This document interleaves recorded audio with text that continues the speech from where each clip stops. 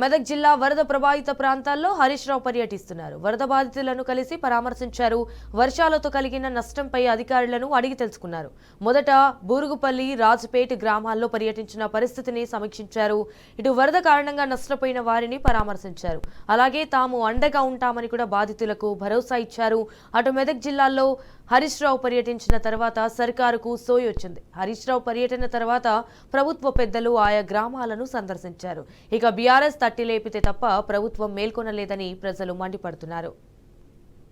రాష్ట్ర ప్రభుత్వం వరద నివారణ చర్యలు తీసుకోవడంలో పూర్తిగా విఫలమైపోయింది. ముఖ్యంగా ఈ రోజు ఈ ఫెయిల్యూర్ అంతా కూడా రాష్ట్ర ముఖ్యమంత్రిది, రాష్ట్ర ప్రభుత్వాన్ని. ఎంత బాధతో ఉన్నామంటే ఈరోజు ఇవాళ హవేలీ గన్పూర్ మండలంలో మరి ఇద్దరు యువకులు చనిపోవడం జరిగింది. వాళ్ళ పిల్లలు, ముఖ్యంగా ఇద్దరు పిల్లలు గురుకుల పాఠశాలలో చదువుతున్నారు. వర్షాల వల్ల గురుకుల పాఠశాల లీక్ అవుతా ఉంది, మీ పిల్లల్ని తీసుకుపోండి అని ప్రిన్సిపల్ ఫోన్ చేస్తే పిల్లల్ని మెదక్కు పోయి తీసుకొచ్చుకుందామని బయలుదేరి మరి ఆటోలో నడుపుతున్నటువంటి యాదగౌడు, ఆటోలో కూర్చున్న సత్యనారాయణ ఇద్దరు కూడా ఈ వరదలో ఆటో కొట్టుకుపోయి చనిపోవడం జరిగింది.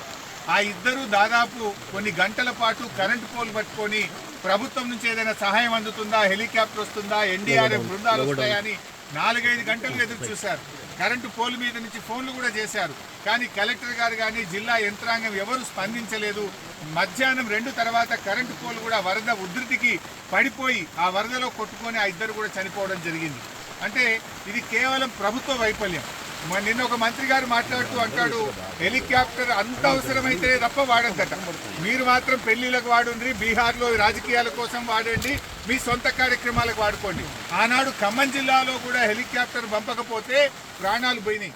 ఇవాళ మెదక్ జిల్లాలో కూడా సకాలంలో హెలికాప్టర్ రాక ప్రజల ప్రాణాలు పోయినాయి. అంటే ప్రభుత్వం ముందస్తు చర్యలు తీసుకోలేదు. నిజాం సాగర్లో ఈ వరద ఉధృతిని చూసి గేట్లు ఎత్తి ముందుగానే నిజాం సాగర్ను ఖాళీ చేసి ఉంటే బ్యాక్ వాటర్లో ఇంత నష్టం జరిగి ఉండేది కాదు. అటు ఇంజనీరింగ్ లోపం ఉంది, ప్రభుత్వ వైఫల్యం ఉంది.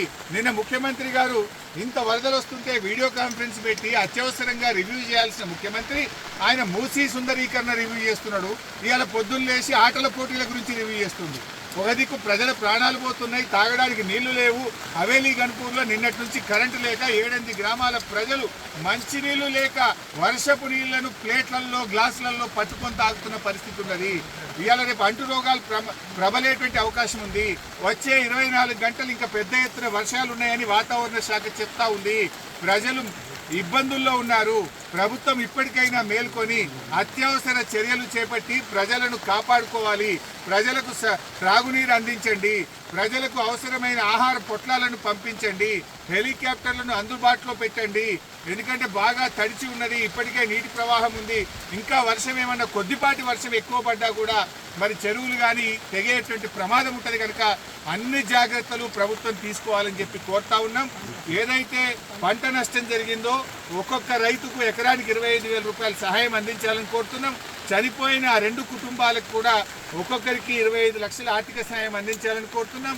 ఇక్కడే పక్కనే దూప్ సింగ్ తండా ప్రజలు తండాను వదిలిపెట్టి గుట్ట మీద ఉన్నారు.